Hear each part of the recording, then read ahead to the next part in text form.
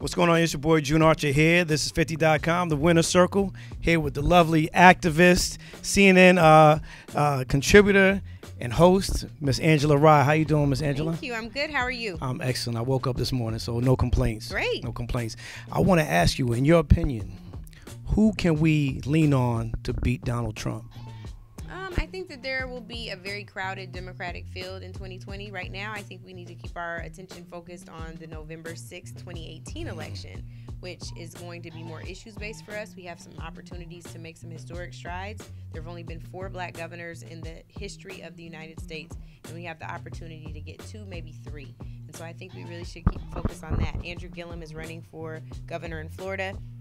Stacey Abrams, of course, is running for governor in Georgia, and Ben Jealous is running for governor of Maryland. So we have the opportunity to change the tides of history, have 3 in 1 year. And by the way, the 4 that I mentioned, 2 of them were appointed. Only 2 were elected. Which is amazing. Now it's unfortunate. We need to. It is unfortunate. I think we will. Moving towards the midterms, as you were just speaking about. How can we meet people where they are? And I'm talking about our young people. How do we meet them where they are to get them excited about the midterms as well as voting in the near future? I think the most important thing we can do is level with people about the fact that voting isn't necessarily fun, but neither is checking to see how much money you have in the bank. Right. Right.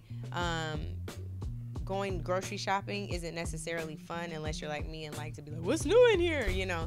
But it's not necessarily fun, but it's a necessity if you want to eat. And so we have to stop looking at voting like it's optional. We need to look at it like it's a requirement based on everything our ancestors have done and based on being a responsible citizen. No other citizen treats voting like it's optional. Right. There's a select few, and we should stop. No, we definitely should stop. For you, how do we excite young people, especially young women of color like yourself, to get actively participating in politics, in the conversation like you are, Kamala is, Stacey is? How do we get young women of color to get off of Love and Hip Hop? I mean, we have people that we know on these platforms, but how important is it for you to get these young women of color excited? I think it always is very, very important to have someone you can mirror yourself with. So every young woman is not watching Love and Hip Hop, right? Every young woman doesn't like going shopping or going to get their nails done. There are different types. There are diverse types. And I think the main thing is finding someone who you align your values with, finding someone who speaks like you and thinks like you. And once you can mirror yourself, being excited or at least passionate about politics isn't hard. Every time Congresswoman Waters opens her mouth, I feel like she's speaking for me. Every time Kamala Harris is saying something, I feel like I relate to that. I feel like these are people who I admire, respect, and want to do anything to help and support. So there are things that they push in the political process that I'm going to get behind. So I think that's a part of it. No, I love that answer. America is a world stage, as we've come to find out. 2019, it seems we're going to be celebrating 400 years of coming to this country as slaves. How do you think America should celebrate this? I don't think there's a celebration. I think that what we should do is recognize how far we've come, but how far we've yet to go.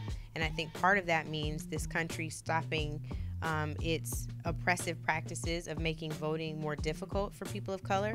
I think part of it is acknowledging that we've never been properly compensated for the work that we did for free, whether we're talking about building the United States Capitol or helping to build banks like Chase Bank. There's documented history that demonstrates that they have directly benefited from slave labor, and that needs to be acknowledged, not just apologized for, but we need to be compensated for it. So who are some of your heroes up to this point in life? Some. So Kamala Harris, Maxine Waters, my mother, Dr. Andrea Rye, my dad, Eddie Rye Jr. I have a ton, and I'm grateful for that. I know that's a position of privilege that I hold, and I couldn't be more thrilled to have such an amazing village. Angela, we appreciate you. We love what you're doing. Keep doing what you're doing. Thank you so much. This is June Archer, Angela Rye. This is 50.com, The Winner Circle.